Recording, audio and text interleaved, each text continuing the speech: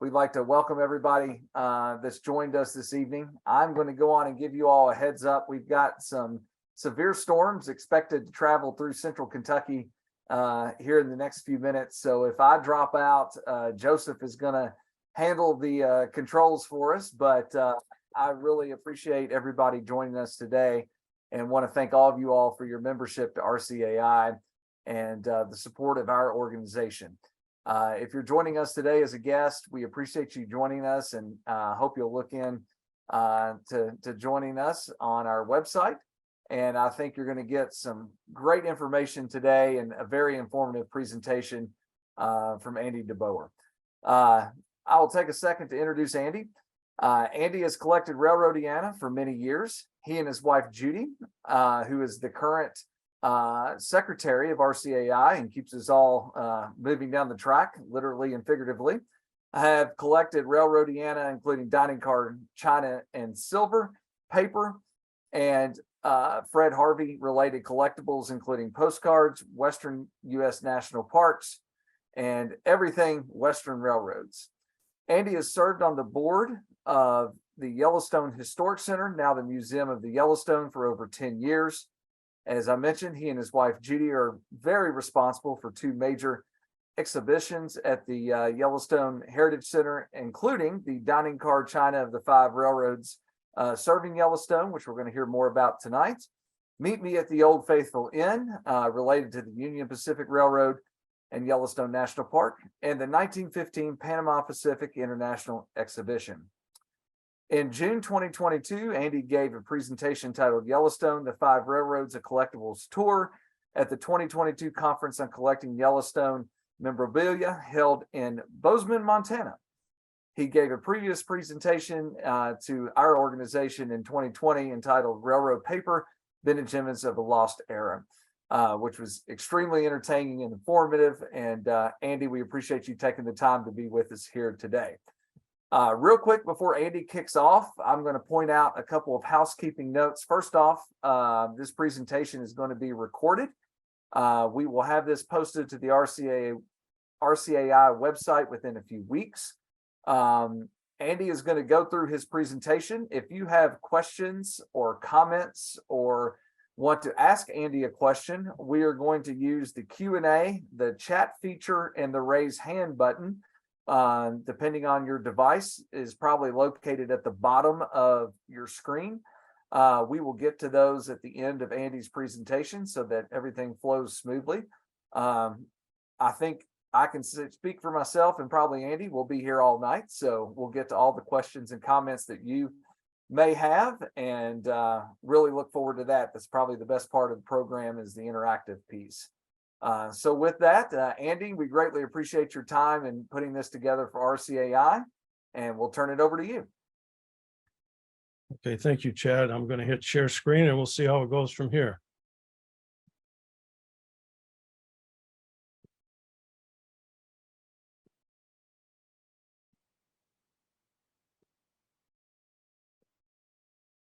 Andy, we can see it, I think, perfectly. All right, here we go.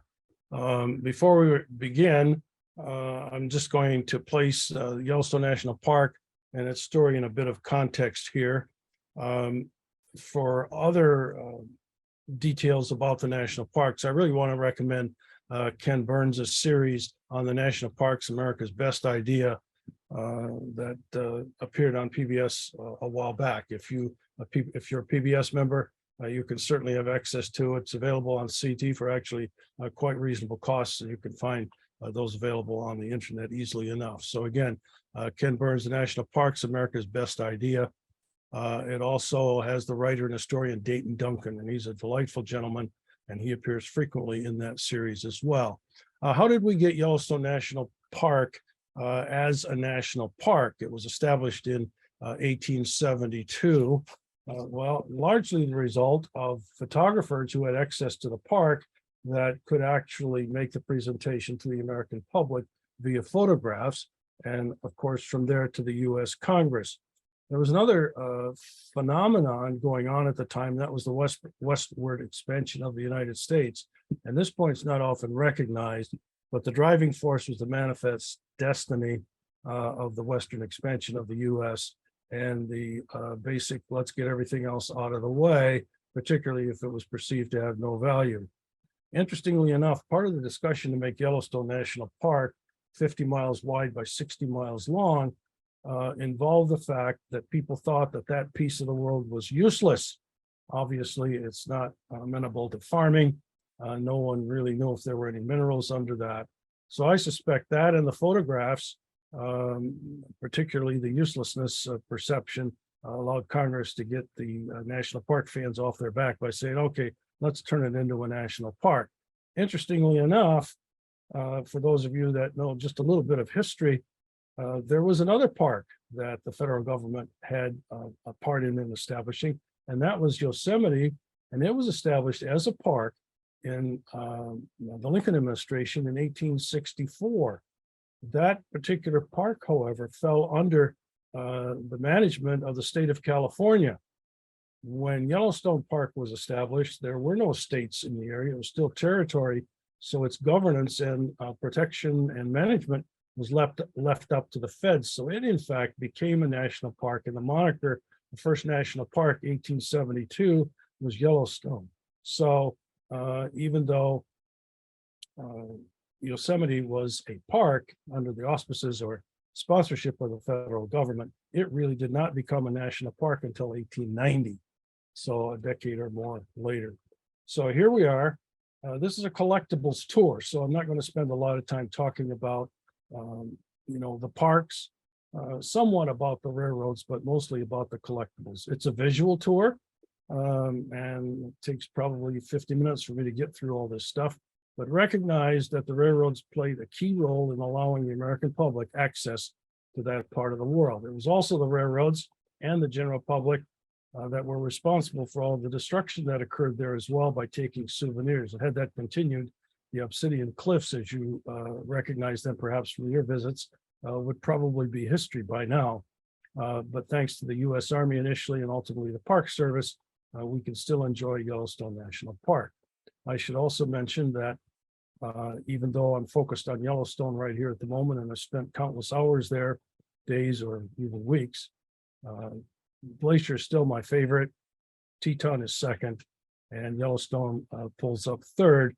And there may be some others that I haven't spent enough time at to try to rank them. So the Northern Pacific arrived in Cinnabar, which is about 12 miles north of Gardner, or 12 miles north of the Yellowstone Park boundary in 1883.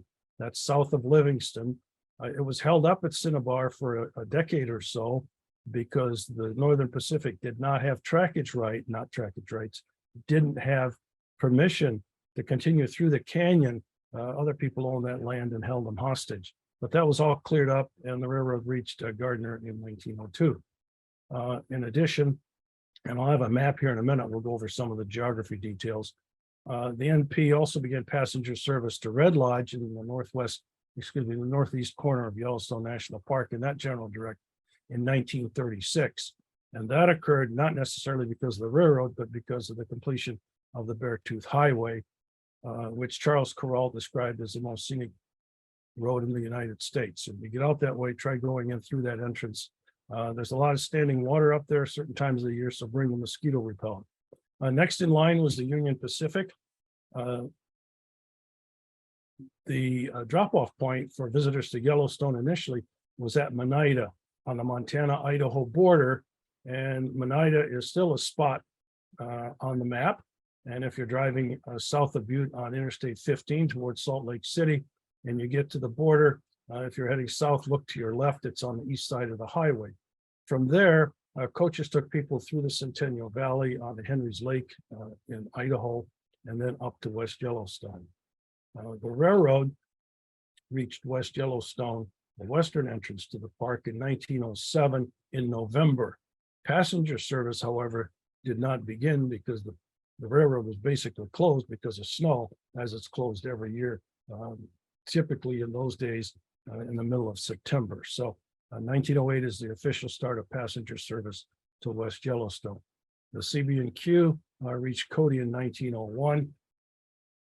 There was some construction to the road to Yellowstone over Sylvan Pass, and that technically opened to coach traffic, I think about 1903 or 4, and then was fully functional in 1905. So that's how people got from Cody about 50 miles into the park.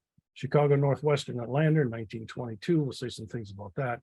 The Chicago Milwaukee, I mentioned Butte, 1915, not often recognized, but there is some advertising literature from the Milwaukee Road attempting to set up Butte as the entrance point, but you'll find the ridiculousness of that shortly. Gallatin Gateway, more normally recognized as the entrance on the north side or the northwest side, 1926. What I'm going to try to do tonight is obviously do a bit of geography and then stuff the collectibles related to the 5 railroads. When we get to the UP, I'm going to take a slight detour and we'll talk about the exhibit, Meet Me at Old Faithful, Union Pacific Railroad, Yellowstone National Park, in the 1915 Panama Pacific International Exposition in San Francisco in 1915. Try to say that 3 times quickly. That was a part of the exhibition that Judy and I set up in West Yellowstone. So more about that later, and then we'll finish up the other railroads. A quick run through Railroad China for the 5 railroads, which was the subject of an exhibition that Judy and I set up in 2006 in a museum in West Yellowstone. And we're talking here about 5 railroads. I'll let you in on a little secret. There were actually 7. The BN was added in 1970 for about 14 months before Amtrak took over as number 7 in May of 1971. Eastern railroads obviously saw a good thing and a revenue enhancer by getting passengers from the population centers on the East Coast at least part of the way to Yellowstone National Park. Obviously, the B&O, the Pennsylvania Railroad, and so on had to stop in the Chicago, St. Louis areas. So they transferred people, but they made a lot of advertising material, which are also interesting to look at. And then we'll have a summary and find out whether we accomplished what we set out to do. And we're off. The map on the left side is actually a highway map, which is poster size that I posted for the kids when we set up the exhibition in 2006. And it asks the question at the bottom, if you would come by train, which railroad would you have taken to Yellowstone National Park? There is Yellowstone National Park in the northwestern corner of Wyoming. See that? And the entrance points, the NP on the north. Notice how close it gets to the park. The Union Pacific second here on the western edge of the park. And then the Cody, we got 50 miles to go. That's the Burlington, the CB&Q here. That's 50 miles across there to Sylvan Pass. Sylvan Pass Road was built by the U.S. Army, beginning in about 1901, and finished for traffic, as I mentioned a moment ago, about 1905. And then Lander, talk about having to travel overnight, admittedly by motor vehicle, all the way from Lander here to Moran Junction and then on into the park. But that was dependent upon Tugwotty Pass Road being completed at about that time. So that only lasted about a decade. And then finally, and more about that later, is the Milwaukee Road. And you'll see Butte is up here at the bottom of that loop where Interstate 15 intersects with Interstate 90. And finally, the Milwaukee Road at Gallatin Gateway, and it's still 100 miles to West Yellowstone there. The entrance points are in the postcards on the right. There's the NP postcard in Gardner, and you see the arch, the Roosevelt Arch right there is the official entrance on the north. Excuse me, the Gallatin Gateway, the Burlington Cody Inn, the street side of the Union Pacific Depot in West Yellowstone. And last but not least, Lander. That depot is largely gone. A certain section of it, I think, remains as the visitor center. So those are the entrance points to the park, and we're off and running. And we're going to start with the NP and some posters first. One of my favorites, about 40 inches wide. A couple of things that are interesting about that particular poster. It's 1904, made by Henry Welge of Milwaukee. He was a lithographer and produced panoramic maps. So this is sort of an aerial view from the north of Yellowstone National Park looking south. And some of the things that you can see, there's Gardner, and you see the loop where the train station was and the entrance archway. Interestingly enough, there are about 30 sites on this map that are actually have printed titles related there too. Obviously, this area here at Gardner, yes, and then ultimately Mammoth Hot Springs, Electric Peak in this mountain range right here, Yellowstone Lake, the eastern entrance over, excuse me, yes, the eastern entrance over here, the western entrance over here, the southern entrance over here. So the detail is phenomenal. Not many posters are available. If you're at Yellowstone and you're at the Old Faithful Inn, if you walk out the front door and look to your right, there's the Yellowstone Lodge. And this is mounted in a little cubicle off the front entrance in the lodge.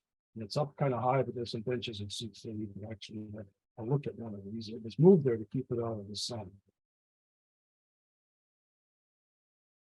3 other posters. There's about 17 nice travel posters that the NP produced. And 4 of these, and here you see them, probably 3 with the Yellowstone National Park. The one on the upper left is very desirable, but not often seen. The other 2 are Moran paintings, actually the same painting, different views, are quite readily available.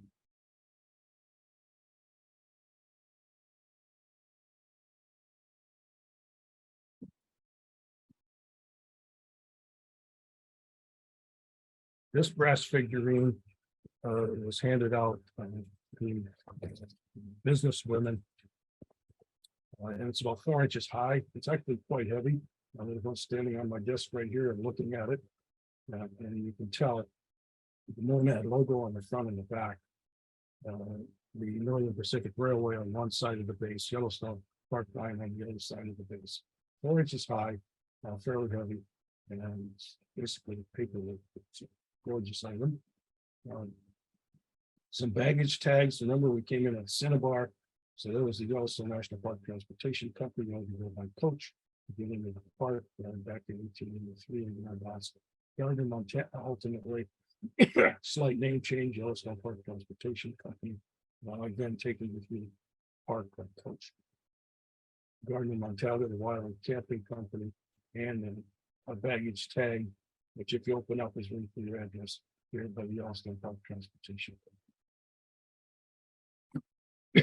Probably the most desirable collectibles, very frankly, paper, are these brochures from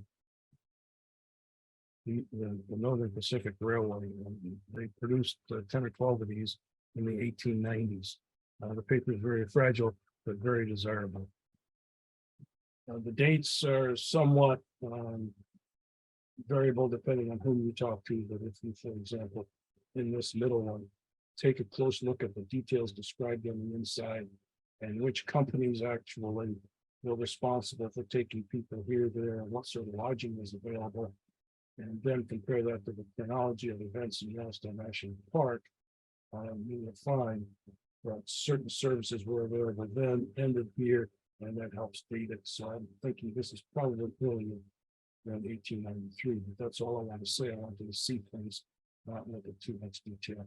2 other brochures, again, 1993. They look like timetables, but many of them had, in fact, the full text on the inside. The Northern Pacific ultimately wanted to take you up to Puget Sound and then to Alaska as well, so it shares some publicity with Yellowstone National Park. There's the 2 really desirable ones I think that most people envy the most. And there are 3 versions of Alice Adventures in the New Wonderland, undoubtedly reprinted more than once. Excuse me. One has the publisher on the front, this one does not. These are basically stories, almost like, well, I wouldn't say fiction, but the first one, this one here, Alice in Wonderland, was written after she had finished her tour on September 2nd, 1885. So my guess is that appeared in the brochure the following year. That's a story of her visit to Yellowstone and all the things that she did. Story on one side, map on the other. Delightful artwork on top of it.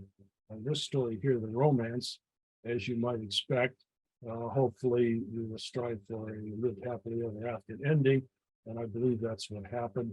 The lady in her romance was busted in the eastern United States, decided to travel west and found her love, and they lived happily ever after. And that story is described in that brochure on one side and a map on the other.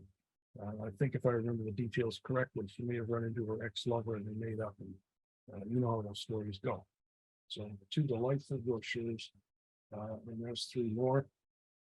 Again, 1890s. The one on the right, in the upper right, is actually quite available and published 2 or 3 different times. And I've seen it probably 3 or 4 times on auction sites on the internet over the last 2 or 3 years. Series of brochures that the NP produced every year from 1886 to 1906.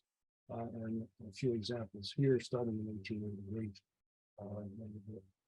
Absolutely great art by some of them. Here's some more, 1904 or 6. It says at the top of the slide that this is 1906. Those publications stopped in 1906. There wasn't one that appeared, as far as I know, 7 and 8 and 9. And then this Stray showed up, which is probably the last one, but most of us don't consider that to be part of that same series. So that stops at 1906. But whether you like it or not, there's another one from 1910. Land of the Geyser brochures spanning a couple of decades. It continued as the one in 1915 for a few years thereafter with this particular cover. And so you can decide to find out exactly what year that was produced. I don't know about you guys, but I certainly enjoy the artwork and looking at some of these. A couple of photo albums, if you will, with sketches and drawings, mostly hand colored, of Yellowstone National Park, both produced by the NP. Postcards, the NP produced several series of postcards. The one on the left is an oversized postcard, and then the two on the right are regular size. And you can tell the differences. There were logos of this variety, black and red, black and white. There was a blue version, a green version, and many of these included images, not necessarily all images of Yellowstone National Park. There's another one of those 17 posters I referred to. That's a reproduction that was produced by the Montana Historical Society. They do have 2 copies in the museum in Helena, Montana. And so this was available in their gift store. It didn't see what wide distribution, and we're still not clear on what this poster here audience was. We think it was for the Europeans and particularly the Germans, perhaps, and to try and show the world that it's safe to come out west in spite of the details that you hear, that everybody's got to carry guns, et cetera, et cetera. But interestingly enough, this image not seen. It's by Hilton, and he produced a fair number of images actually for NP advertising materials, and you can spot them because they all got the same characteristic. But that particular sketch appeared in this 1941 brochure that the NP produced. That's the only place I've ever seen it, in addition to the posters. So there you have it, and I show it just to show it. 1941. Postcards, obviously I alluded to in a moment. Many of them, including blotters, came as calendars. So here's one, send it to your friends if you wish. Menus. What's interesting about the Yellowstone Comet is that it was a Depression era train between Chicago and Seattle. The Yellowstone Comet was a joint operation of the Northern Pacific and the Burlington. Splitting at Billings, Montana, the train offered access to the park via either Gardner or Cody. So there's the menu at about 1930 and thereabouts. On the left, a couple of other menus, of the MP, and on you go. Take a look at those. Food was probably even as good as the artwork on these. a set of postcards, another set of postcards by the NP. I bring this up only because it's in 1915, and you'll see it's along the scenic route to California's expositions. There were two, one in San Francisco, the Panama Pacific International Exposition in San Francisco, and Panama, California Exposition in San Diego. And you're saying, how in the world do you get to San Francisco and San Diego via the Northern Pacific? Well, you take the Northern Pacific to its end in Washington, and you get on a boat and you go down the Pacific coast and you wind up in San Francisco where they drop you off. So yeah, it's not as impossible as it sounds. And obviously there was money to be made.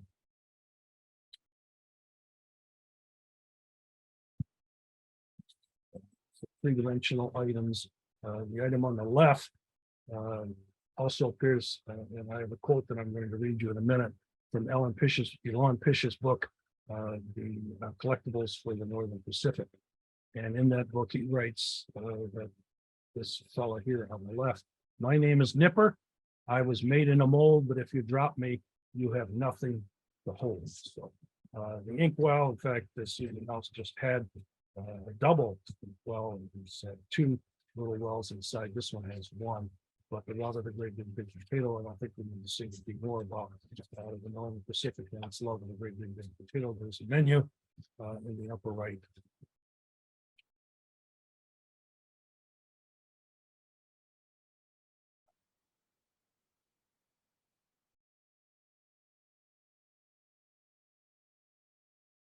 And almost at the end, an NP 1969 brochure before Amtrak took over. So that's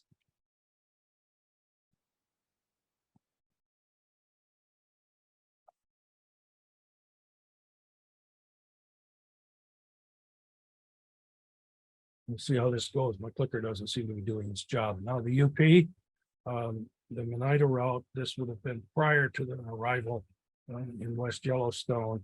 There's just a series of folio pictures, again, hand colored, that Haynes took and were published and distributed to the passengers, about a dozen in there. This particular folio size is about 12 inches by 14 inches, thereabouts. The name changed obviously after 1908 when passenger service started coming through West Yellowstone, and it's now the western entrance.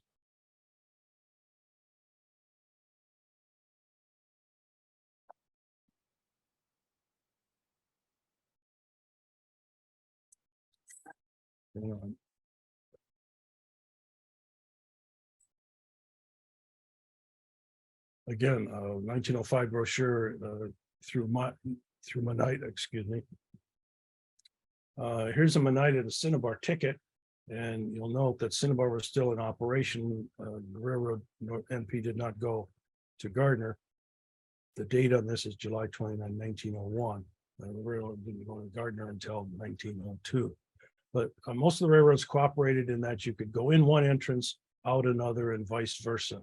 So you could come in this particular instance to Oneida because West Yellowstone wasn't open yet for railroad traffic, and go through the park, do your tours on the coaches and all of that, and then ultimately leave heading north, going out to Cinnabar on the NP.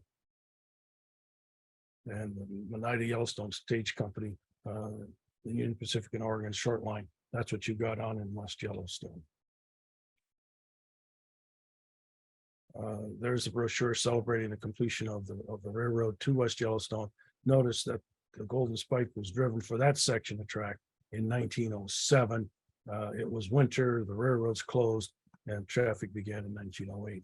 There's the 1908 Union Pacific Yellowstone brochure, which reads in part in the lower right there, November 12th, 1907, the Golden Spike of the Yellowstone Park Railroad commemorated the completion of the rail line to Yellowstone Park and opened up a new rail entrance to Wonderland. This places the Oregon Short Line and the Union Pacific in a position to offer their patrons an ideal route to the park. And ultimately, the entrance to West Yellowstone became the major entrance for tourists to Yellowstone National Park, exceeding traffic coming in to the north via the NP. 1909 brochure I remember at that point, it's Oregon Short Line heading up north toward Pocatello, and then ultimately on the road to Butte, Montana, and Yellowstone National Park.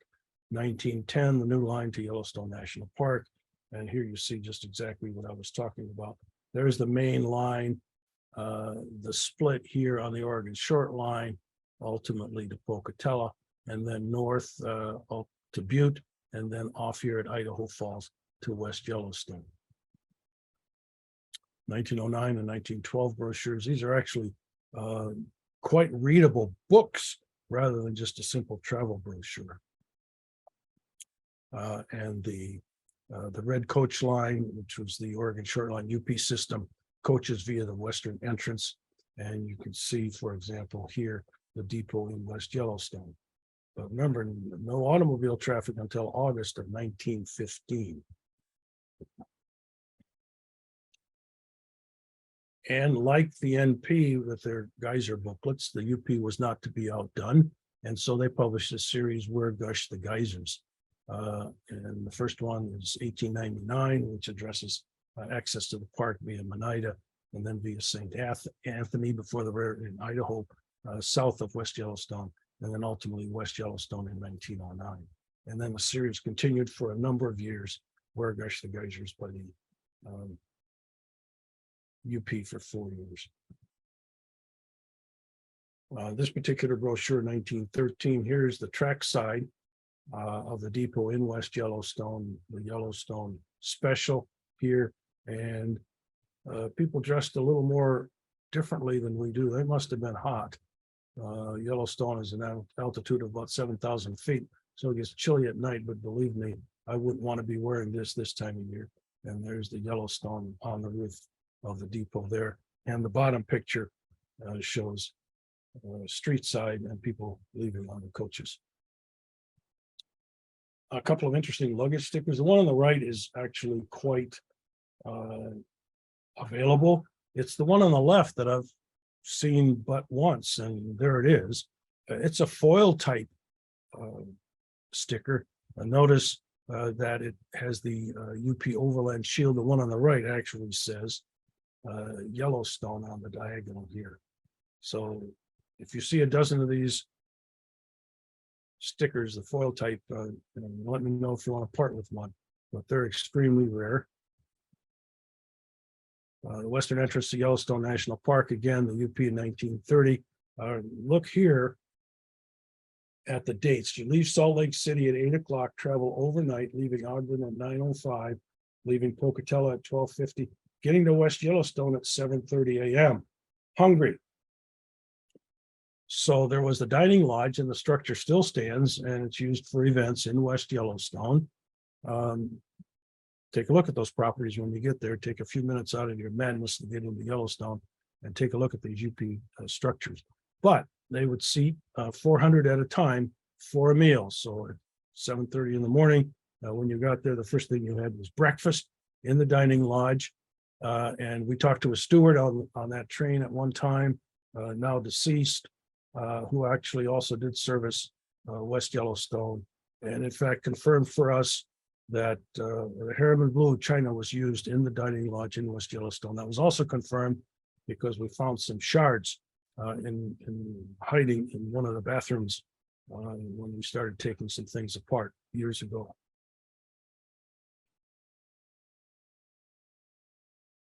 Slight detour. We put together an exhibit entitled Meet Me at the Old Faithful Inn to celebrate the Union Pacific Railroad's exhibit in the 1915 Panama Pacific International Exhibition. This was the entrance in the depot or museum in 1915, 100 years after the exhibition.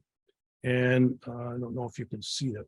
There's a poster stamp picture here on the acknowledgement section that we've simply taken the right side, excuse me, and the left side off the image, put the center part across the room, so you get the feeling that you're actually walking into, and we'll see some other shots pretty soon, into the exhibit. The center case right here, and we had 6 or 7 display cases, but this one here has the Union Pacific materials in it, and we'll focus on some items in that case. Other things that we focused on were, other railroads that had some interest in getting people there as well. And also ultimately automobile traffic. The Lincoln Highway was completed at that time. And so people want to take their cars from the east, not like Interstate 80 or anything like that. Want to take their cars from the east, but they wanted to go to Yellowstone National Park where automobile traffic was not allowed. But in August of that year, it was allowed, except coach traffic, horse-drawn coaches also continued. And they tried that in 1916. And so if you wanted to leave Gardner, say, in your automobile, you had to follow a strict schedule because automobiles could go on the road from a certain time, had to be someplace at a certain time so that the horse-drawn coaches could go. That was not real convenient. I wouldn't say it was a disaster. I wasn't there. But they stopped that in 1917. It was automobile traffic only, and the horse-drawn coaches were history. There's a picture of that case. It's almost 7 feet on the side. And so you see the brochures. I draw your attention to this one here. That's the aeroscope. I'll have a thing to say about that in a minute. This occurred. There's the map of the San Francisco area of the grounds there for the International Exposition. And I'll offer some details coming up. There's a view from the other side. There were 3 postcards. 2 of them are here. The next one will appear on the next slide. And so this was the entrance off the main road. And we walked in here. This represents the Golden Gate in Yellowstone National Park, south of Mammoth Hot Springs and Gardner. So you walked in here, and then there's a big circle which represents the park. There were geysers around the corner. Here is a waterfall, and all that stuff was actually working. The circle inside is big enough to have horse-drawn coaches and so on. This building, even though it looks like the old Faithful Inn in Yellowstone, was actually a large meeting hall, and it would seat a couple of 3,000 people for concerts and about 1,000 for dinner. And we'll see that in a moment. Here you see the actual inner circle. Old Faithful is over here someplace. Over my shoulder on this side is the waterfall and the mountains surrounding. There's the inside view of that building.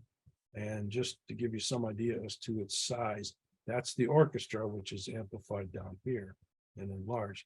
But that has probably 80 to 100 people in it. So this is a very large place. Here's the program of music, which happens to be done by the official exposition orchestra at the time. There's the waterfalls on the right. That appears again across the view there in the lower left. And you can see the Yellowstone Park coach and the horses there in that big circle there going around the park facsimile. There's one of my favorite brochures. It was in a large case in the first shot, I think, from 1915. Colorful, delightfully done, in my opinion. Front side, back side, and when you open it up, there's the map of Yellowstone. And it's a souvenir Union Pacific System, Panama Pacific Exposition, 1915. Poster stamps, 6 of them, all slightly different. And this is the one that we used sort of as the motto for our exhibit. And you see the Meet Me at Old Faithful in the sign that were reproduced at the entrance of the exhibit. Booklets produced about California and its expositions by the UP. This is a souvenir medallion. It's about 4.5 inches across.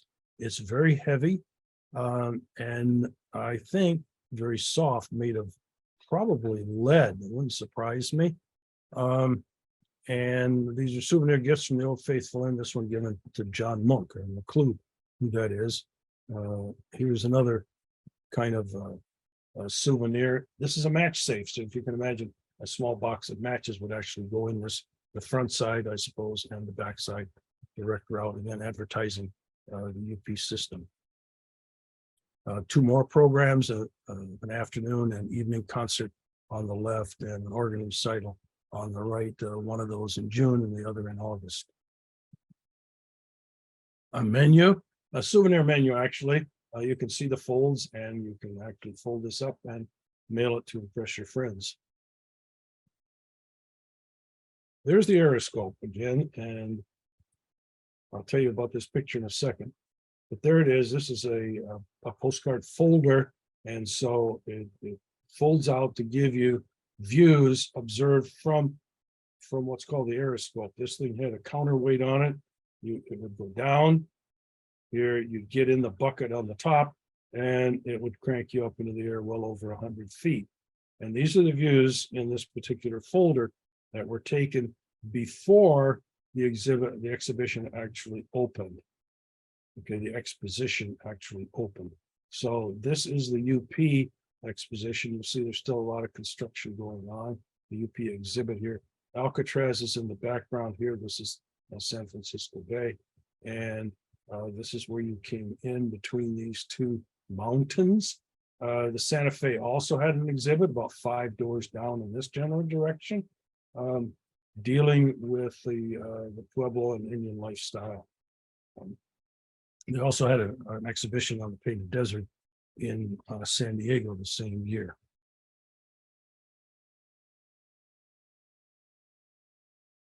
A whole series of brochures going well into the 50s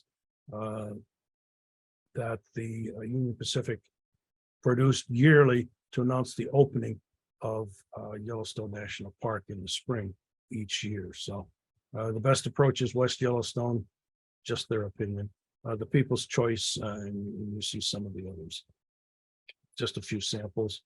The Yellowstone Special, stationary en route on the left, and the Union Pacific System, West Yellowstone, Montana, stationary on the right. And you see both the Dining Lodge and the depot in West Yellowstone on that stationary.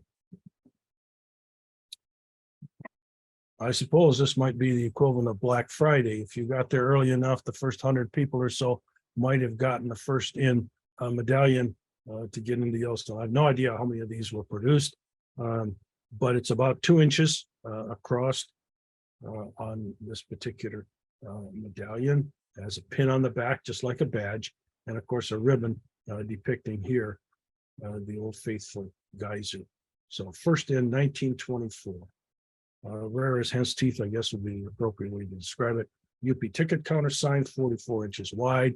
National Park Noah's Vacations is plural with an S. Union Pacific had a subsidiary called the Utah Parks Company because of the 4 parks in Utah that were under its direction, including the north rim of the Grand Canyon, Zion, Bryce, Cedar Springs. So all of that traffic is routed on the UP to Cedar City, Utah, before going on ground transportation the rest of the way. A couple of West Yellowstone Dining Lodge brochures. The one on the right is embossed, gold ink, kind of cool. This menu, very, very common, very popular, delightful image. We'll see it once again with a different logo on it. Stay tuned. Children's book. And menus. A puzzle, thanks Judy for putting that together. 1950s, it looks like.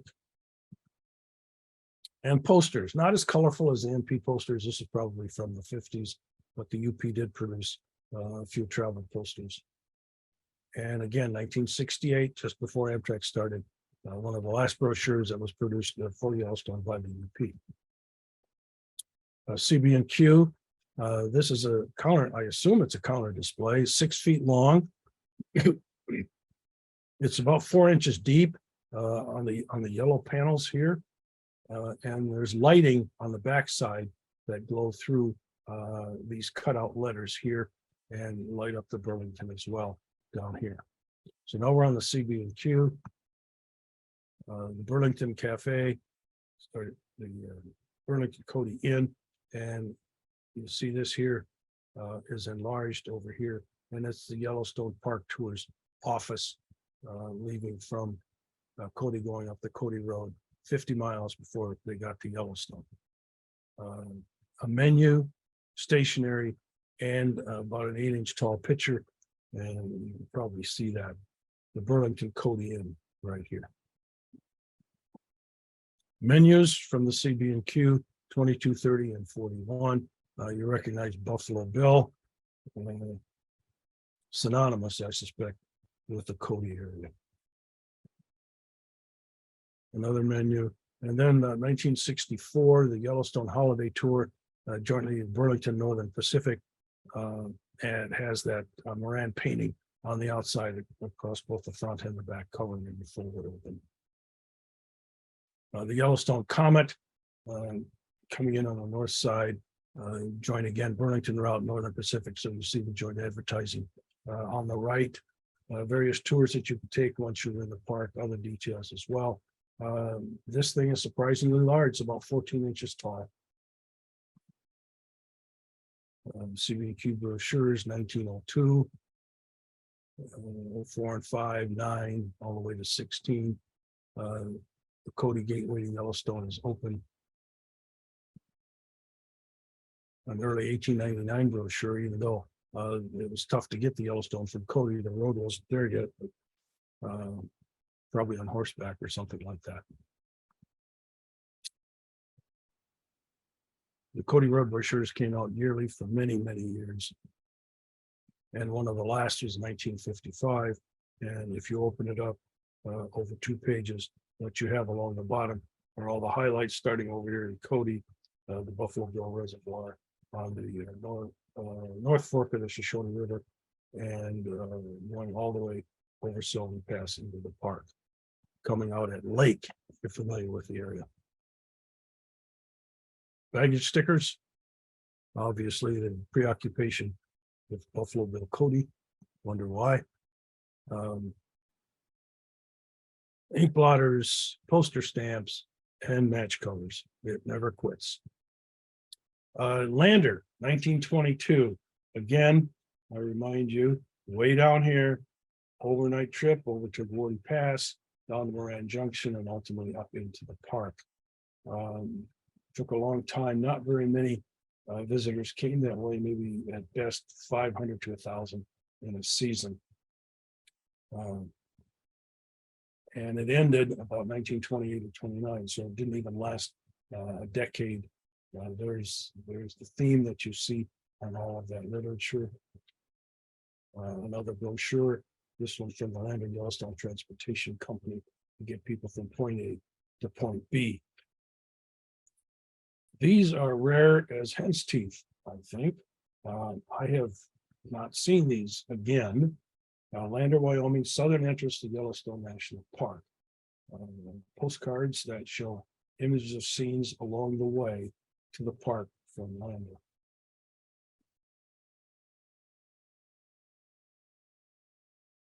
Chicago Northwestern UP joint luggage sticker and the pinback for Lander, Wyoming. There's that brochure. I made reference to it. You'll see this image again. There it is, but notice this time it's got the Chicago Northwestern logo on the bottom instead of the UP. This is a joint Chicago Northwestern and UP fan. Looks like a little Japanese influence on the side, but it advertises summer vacations and personally escorted all expense paid tours to Yellowstone National Park. We're throwing Lake Tahoe and Yosemite National Park as a secondary enticement. There you go. Here is the Milwaukee Road, 1915. I wasn't really aware of that as an entrance until I bumped into this particular brochure. And why in the world would you go on the Milwaukee Road across quite a ways north? Actually, here's the boundary.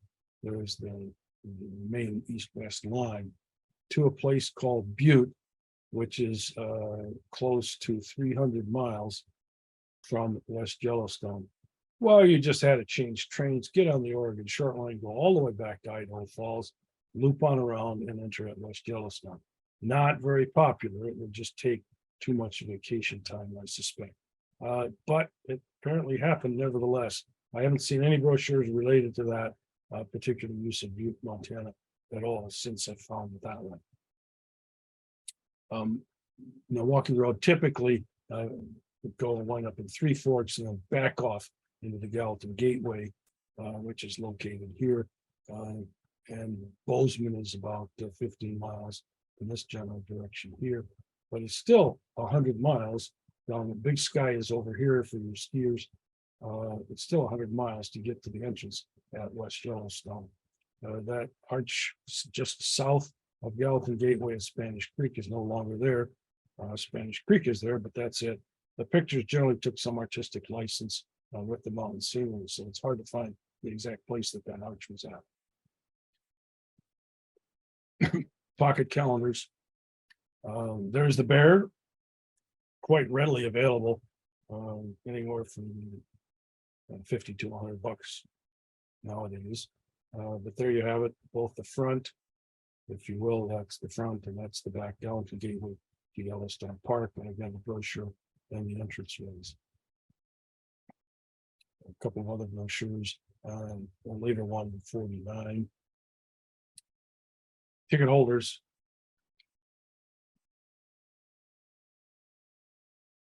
Ink blotters, the top two, the calendar again, and the Gallatin Gateway sticker. Notice, what is it, 28 or 29?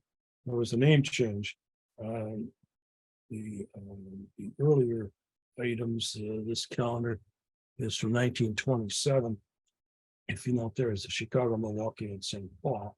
In this particular case, it's Chicago, Milwaukee, St. Paul, and Pacific. I think that name change occurred in 28 or 29.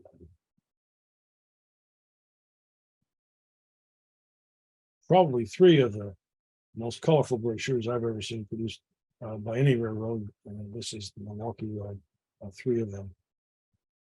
Just gorgeous. Gallatin Gateway Inn, a menu on the left, a newer menu on the right. That inn, by the way, is still stands. It's now surrounded by additional modern structures, and the inn itself is used for housing employees by the companies that operate Big Sky ski area. Crying shame, Judy and I have stayed in the inn before all of that happened, and it was absolutely a delightful experience.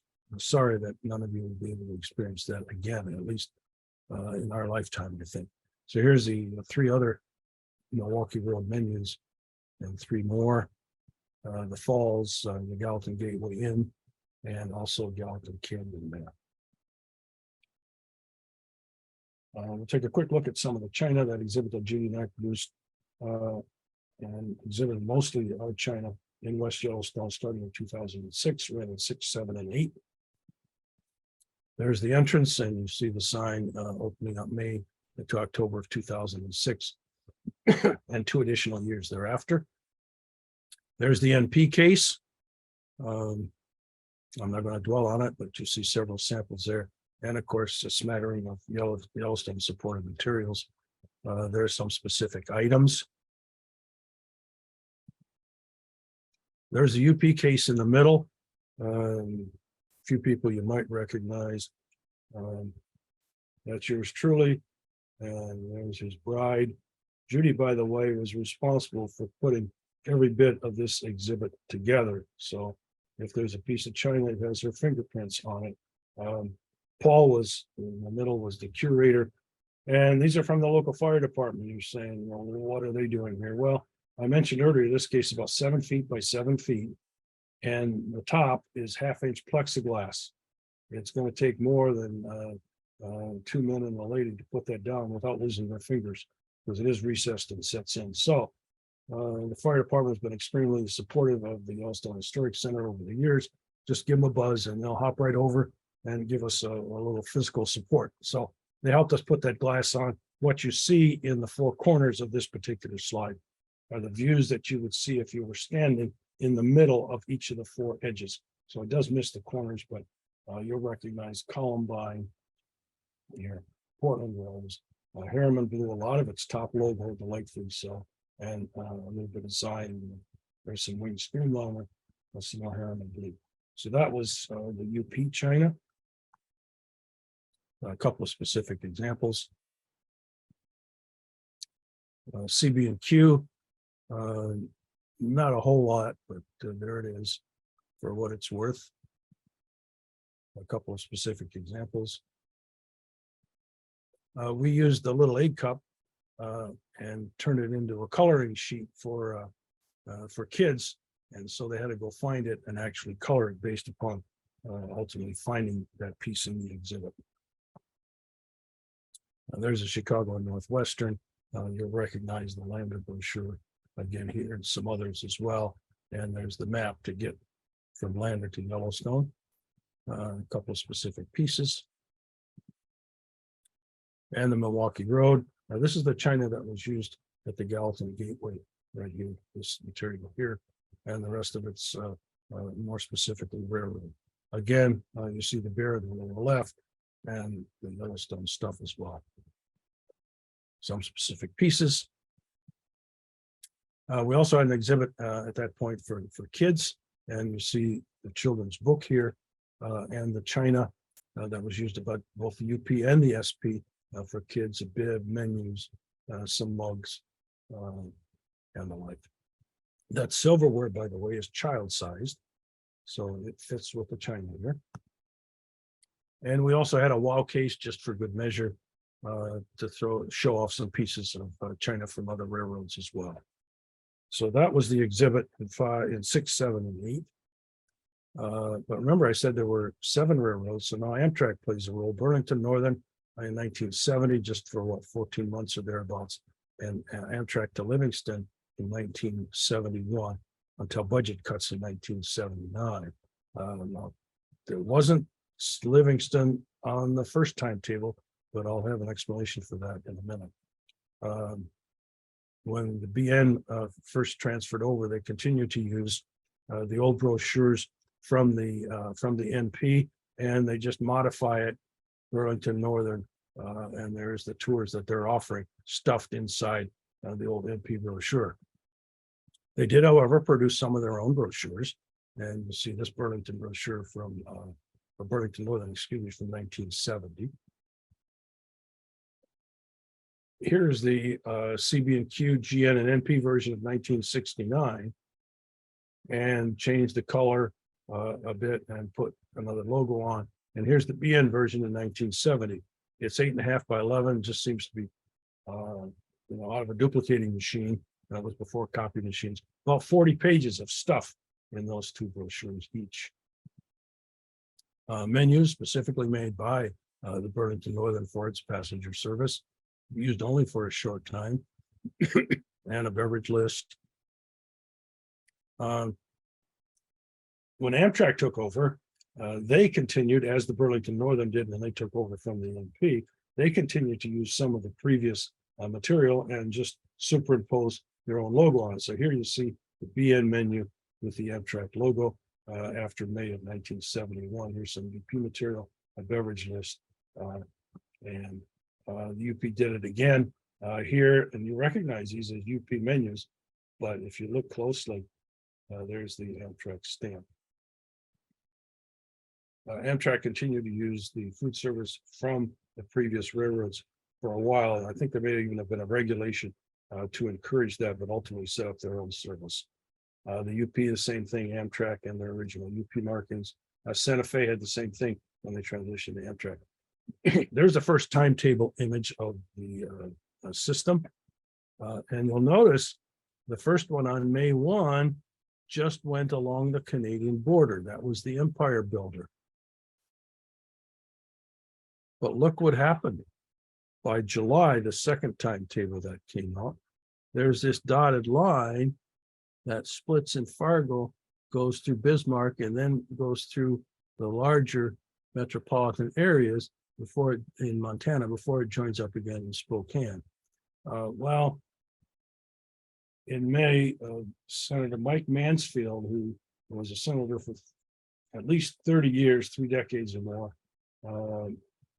from the late 40s to the 70s, and then ultimately became ambassador to Japan. Probably, you can approve the story or not, probably gave Amtrak a call. Now, recognizing that after 30 years in Washington, he was probably one of the influential senators and congressmen in Washington at the time, must have given Amtrak a call and said, "Did you forget something?" And I can imagine how that conversation went. And he probably didn't really have to introduce himself for long. Apparently he was influential enough, and son of a gun, in June already, And appearing here in the July 12th timetable is the new route that was supposed to be tentative, but it did last until 1979 when it was forced out by budget cuts in Amtrak. The poster on the right took a certain amount of artistic liberty. In fact, it's all artistic liberty. This is the Grand Teton, and there's a train in front of it. Amtrak came nowhere near Grand Teton National Park, but it makes for a nice image anyway. So probably suckered somebody into going and trying to reproduce that scene. That never happened. Some Amtrak brochures, 76, 77. Notice the routing here. Billings, Livingston, Bozeman, Butte, and ultimately Missoula, and then off to Spokane. The North Coast Limited brochure you see here, one of those 17 brochures that the NP did produce. And now here, again, the North Coast Hiawatha, the Amtrak advertising. And there's a postcard, allegedly the same place as this train was at, roughly Bozeman Pass in 1973. And then finally, the other railroads that tried to piggyback on traffic to Yellowstone, Frisco, New York Central, but recognize again, I'm going to point this out often, these Eastern railroads ended. There's the line roughly, and we got to cover this distance yet, so better get on some other lines. But that's where the population was. So these lines to the west of Chicago were obviously dependent on getting that population to their starting points. A couple more New York Centrals, Missouri Pacific, Pennsylvania Railroad there as well. Here you see the image that's in the brochure of the Old Faithful Geyser in Yellowstone. For Yellowstone National Park, the Pacific Coast and the Rockies. I borrowed this image from eBay in 2015, so I got credit where credit's due. Most of the other stuff is from Jimmy's in my collection. The Glorious West, Go West again, Pennsylvania Railroad 51 and 53. You see again the pictures here, recognizing that the one had to take alternate routes past Chicago. Couldn't believe when this thing surfaced again. It's been in our collection a long time. I was looking through our database and bumped into it and set Judy on a mission to find this thing. The Nashville, Chattanooga, and St. Louis Railway notice. Yellowstone Park right here. And there's the Dixie Flyer and the railroad. And you notice it's a long ways from here to Yellowstone. There's Florida for you. Western Wonderlands tours, one by Ridgeway, using other railroads, obviously 1939. House party tours, generally using the Milwaukee Road initially, coming back by other routes. Wabash and the UP. There was a synergy between those two, using Yellowstone National Park in that brochure on the left and on the right. The Wabash ink blotter at the bottom here, and some others as well. Rock Island lines. In fact, probably produced one of the most striking images that Rock Island produced over the years. Chicago, Rock Island, and Pacific, actually Yellowstone cover 1926. Here's another one, 1936, and it unfolds lengthwise. And one of the short panels at the end, Yellowstone. Why not do all three of them on vacation? And there's the enticements here on the side.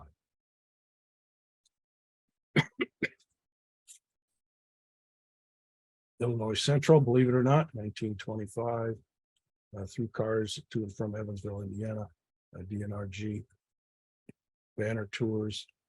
Baltimore and Ohio got in on the act as well. Oregon Railway and Navigation Company, although a UP subsidiary, brought in people from the West. Not a whole lot of paper encouraging people to come from the West Coast to Yellowstone that I'm aware of. Some others, obviously, the NP, Colorado and Southern. And there's a surprise again to me, Chicago, Eastern Illinois, but sure enough, it mentions Yellowstone in there someplace. So why not make the money when you can?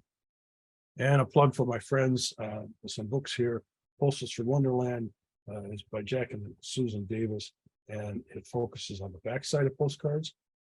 These are railroad postcards of Yellowstone by Frank Ferris, delightfully done book with a lot of detail. Larry Lancaster did Yellowstone National Park travel posters. Obviously, if you're going to go to travel posters, you're going to hit the railroads, just as a matter of fact.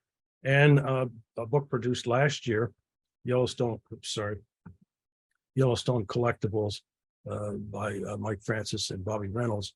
Includes a chapter titled Transportation, and then within that chapter, there's a section on railroads showing railroad collectibles on pages 45 to 51. So thank you for bearing with me. With a bit of luck, we hopefully accomplished what we set out to do, and that you've enjoyed the visual tour of the collectibles related to the 5 railroads that served Yellowstone National Park since 1883. Okay, Chad, take it over. Andy, that was fantastic. Thank you greatly. So I'll remind everybody, if you have any questions, comments, feel free to type them in the Q&A, the chat, or if you want to ask Andy a question directly, feel free to raise your hand and I'll call on you and you can voice your question or comment.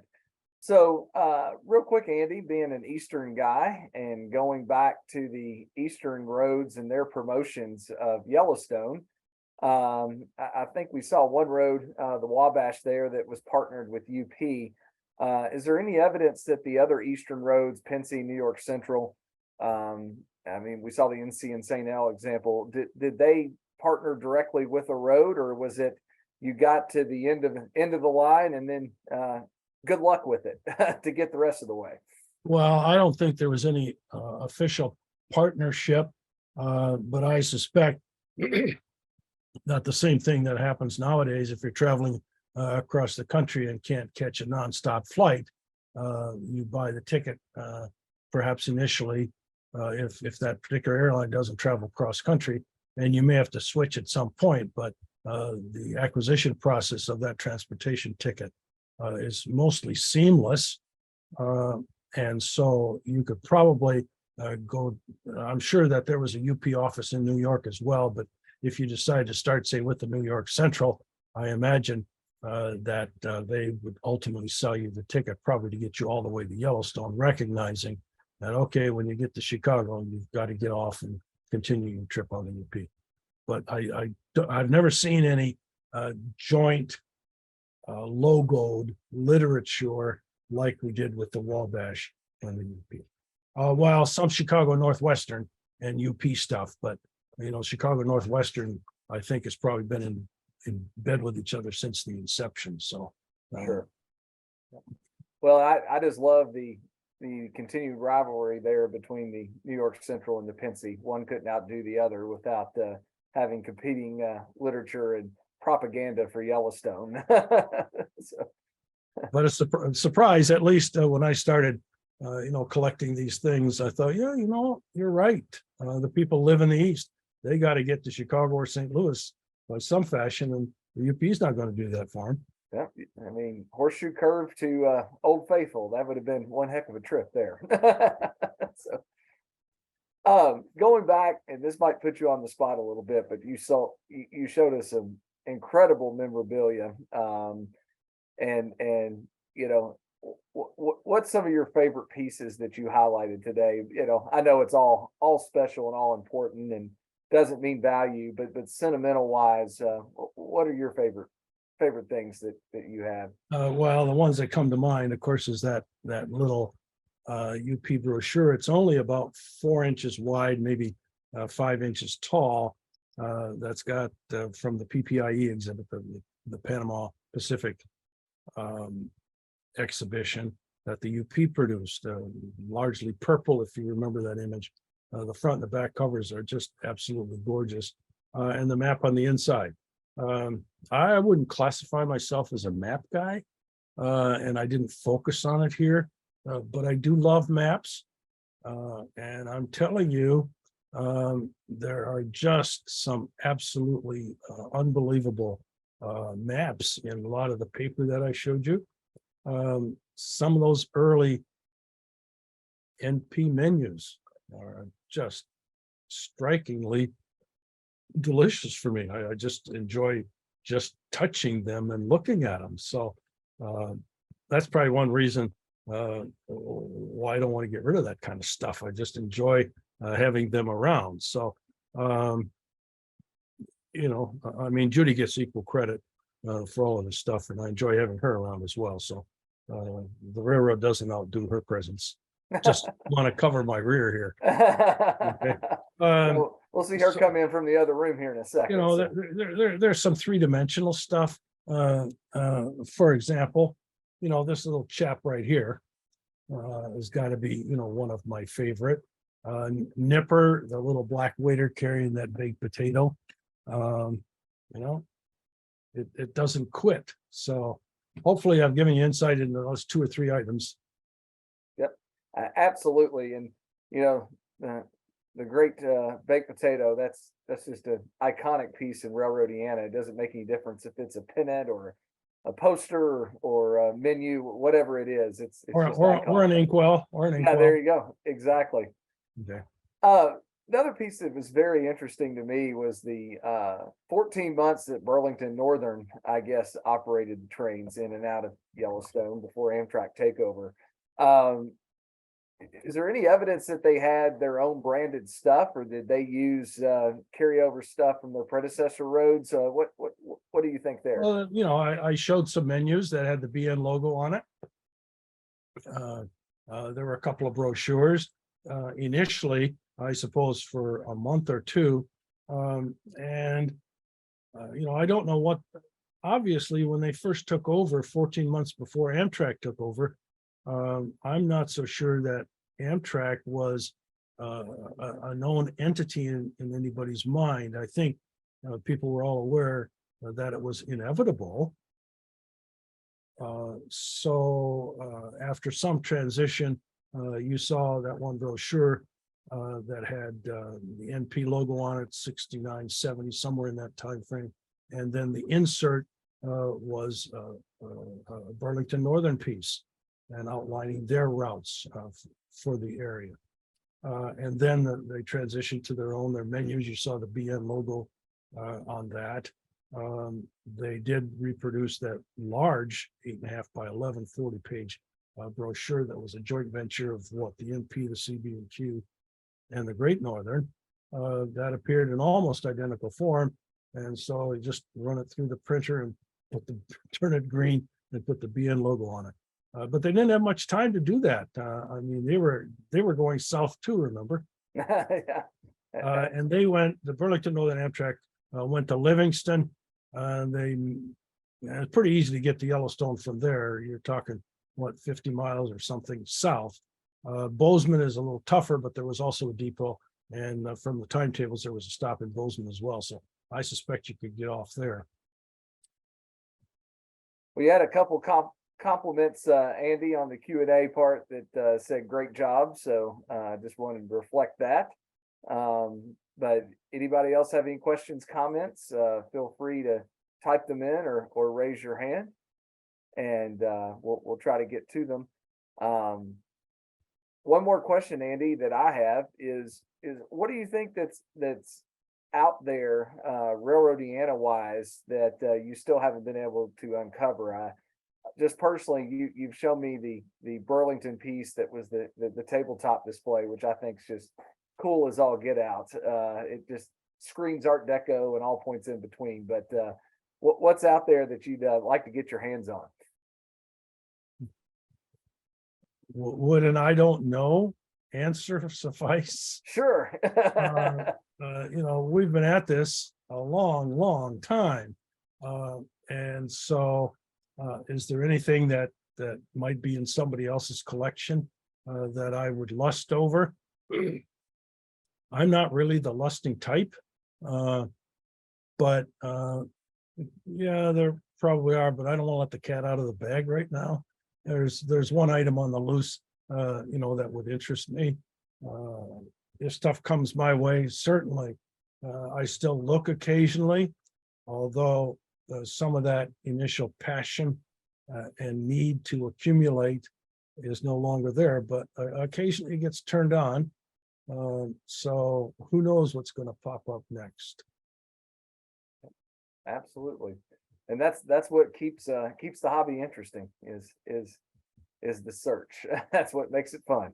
Well, the fun is in the hunt. That's right. I mean, we're postcard collectors too, and a lot of them are sitting in boxes and you can't pull them out, every night. But the memories keep coming back. I got this from this particular person, and wow, I mean, there's a piece of Santa Fe bleeding blue, which I think it was in the WOW case in the China exhibit, but it's a corn cob holder. Okay. How often do you see those in China? UP had one that was in metal marked UPRR. But again, how do you find stuff like that? Somebody knows somebody that knows me that says, I've got something to show you. And the rest, as they say, is history. I'm a sore loser, by the way, when it comes to things coming my way or even at an auction. But we're all friends. In love, auction, and warfare, I think. Yeah, that's right. The friendships are way better than any item that I found. So, well, with that, any final questions? Now's your chance. And hold on, we have one coming in from Carl.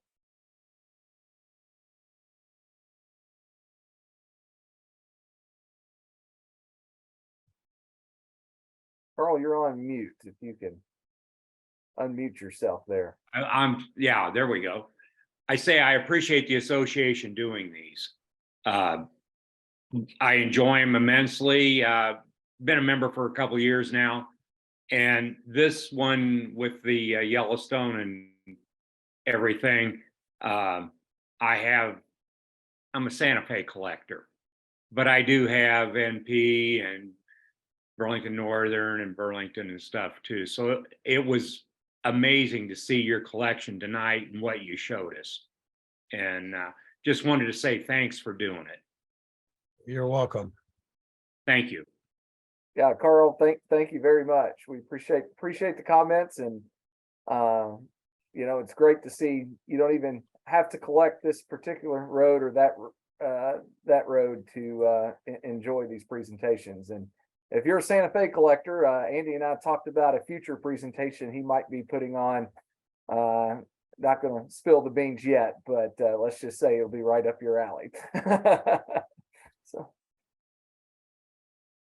all right. Well, with that, I don't see any other questions or comments. Andy, thank you again for the time to put these presentations together. They're so well done and very professional, and we greatly appreciate it. And thank you for sharing your knowledge with us on the call today and those that watch this video in the future. You're very welcome. All right, with that, I'm going to close out. Again, thanks everybody for your support and your membership to RCAI, and stay tuned to your future expresses for future presentations. I hope everybody has a great night. Thank you. Good night.